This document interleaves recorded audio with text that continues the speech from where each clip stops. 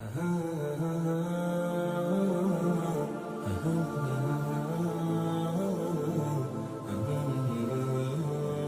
یاد رکھیں جو صحابہ کرام کے اگر کوئی واقعات ہیں، جیسے کہ آج کل سوشل میڈیا کے اوپر جنگ جمل کا، جنگ صفین کا، ان واقعات کو بہت زیادہ جو ہے سوشل میڈیا پہ لیا جاتا ہے، تو یاد رکھیں جتنے بھی صحابہ کرام علیہ رضوان کے آپس کے مشاجرات ہیں، ہمیں ان میں پڑھنے کی ضرورت نہیں ہے۔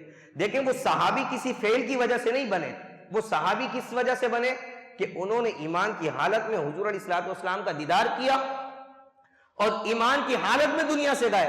وہ شخص کیا ہے؟ وہ صحابی ہے۔ وہ کیا ہے؟ صحابی۔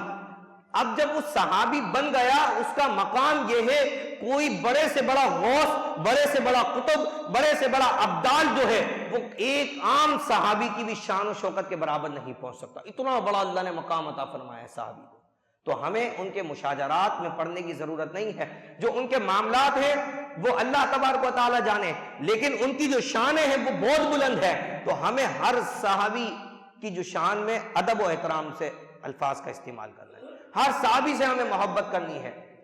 ہر صحابی وہ اللہ تبارک و تعالی کے نزدیک قطعی جنتی ہے، اور اللہ تبارک و تعالی بھی ان سے راضی ہے، وہ بھی اللہ تبارک و تعالی سے راضی ہے۔ تو ہمیں ان کے مشاجرات میں پڑھ کر اپنی آخرت کو تباہ نہیں کرنا ہے، بلکہ ان سے محبت کر کر، ان کی تعظیم کر کر ہمیں اپنی آخرت کو اچھا کرنا ہے۔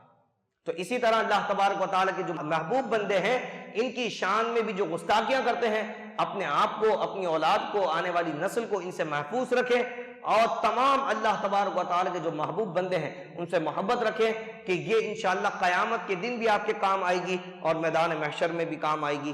اللہ تبارک و تعالی ہمیں اپنے پیارے بندوں سے محبت کرنے کی توفیق عطا فرمائے۔ آمین وآخر دعوانا ان الحمدللہ رب العالمین۔